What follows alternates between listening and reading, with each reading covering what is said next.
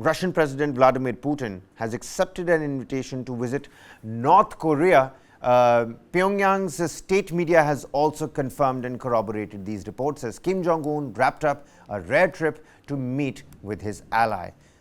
The isolated leader of North Korea, who seldom leaves his country and has not traveled since before the pandemic, had a historic meeting and talks with Vladimir Putin on Wednesday. This according to the Korean Central News Agency. Among the results of the leaders' summit were Russian promises of help with North Korea's fledgling space program, according to Russian news agencies, while Putin told reporters he saw quote-unquote possibilities for future military cooperation.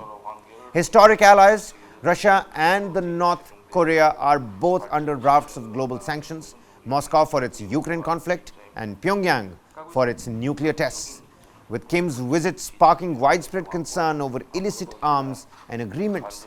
The head of South Korea's ruling party slammed what he called a devil's deal between Moscow and Pyongyang, with Japan warning on Thursday against any violations of the UN bans on arms deals with the North after Putin-Kim talks.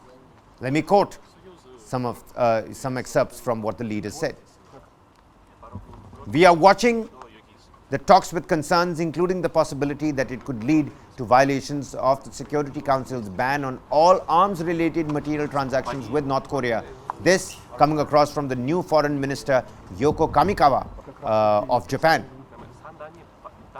Now, after touring a space center and attending a lavish banquet in his honor, Kim Jong-un courteously invited Putin to visit the DPRK at a convenient time. This particular news has been confirmed by the state-run KCNA and referred to the country by its official name, the DPRK. Now, Putin has accepted the invitation with pleasure and reaffirmed his will to invariably carry forward the history and tradition of the Russia-DPRK friendship. Kim told Putin on Wednesday he was sure Russia would win a great victory over its enemies. Let me quote what Kim Jong-un said. "We will always be with Russia." This according to footage that was broadcast on Russian television. "An old friend is better than two new ones," is what Vladimir Putin said, quoting a Russian proverb and referencing the Soviet Union's role in the Korean War. Kim Jong-un then said goodbye to Putin, wishing him good health, and headed to his next destination. The KCNA has again corroborated these particular statements, with Putin earlier saying Kim would oversee a display of Russian warships in the far eastern city of Vladivostok to demonstrate the capabilities of the Pacific Fleet. In terms of why people are calling it a blood alliance, Western countries have repeatedly raised concerns of a possible arms agreement between Russia and North Korea as Moscow's war in Ukraine grinds on. The summit signals a seismic change in Northeast Asian geopolitics.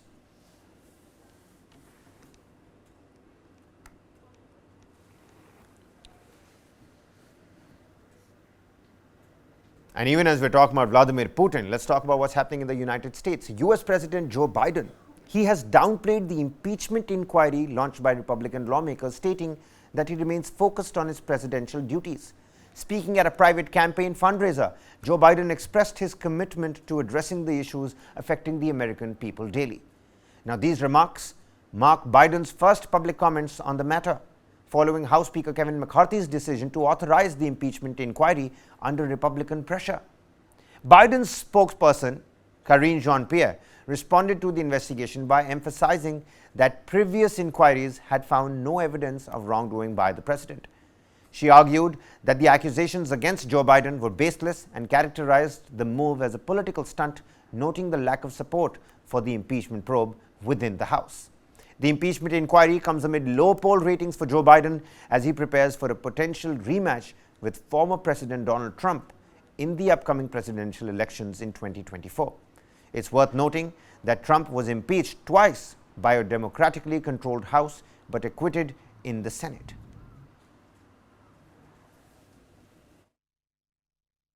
But what you see Republicans in Congress, right, they have spent all year investigating the president. That's what they have spent all year doing.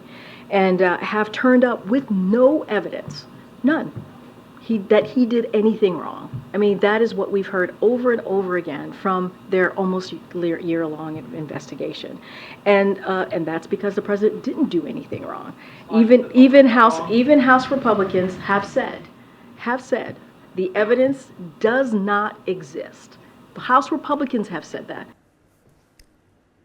But even as Joe Biden has its own, problems to take care of back at home, the India-US strategic relationship has never been so dynamic as now. This coming in from the United States Secretary of State Antony Blinken, speaking days after, beg your pardon, India successfully hosted the G20 summit and President and Prime Minister Narendra Modi held bilateral talks in New Delhi. Blinken said both India and the United States will benefit from the collaborations they have entered into. Blinken also spoke about India becoming an important partner in the Quad and of the new India-Europe corridor and how the United States is building new coalitions to tackle the shared global challenges. And just this past week, at the G20, President Biden and Indian Prime Minister Modi announced another ambitious transportation, energy, and technology corridor that will connect the ports of Asia, the Middle East, and Europe. Saudi Arabia, the United Arab Emirates, France, Germany, Italy, the EU will team up with the US and India to turbocharge clean energy production, digital connectivity, and strengthen critical supply chains across the region. These and other efforts to build infrastructure in developing countries are ultimately investments in our own future, creating more stable, prosperous partners for the United States, more markets for American workers, businesses, and investors, and a more sustainable planet for our children, making a stronger offer for our partners. Well, the Modi magic, it seems, is doing its job on a global scale as well.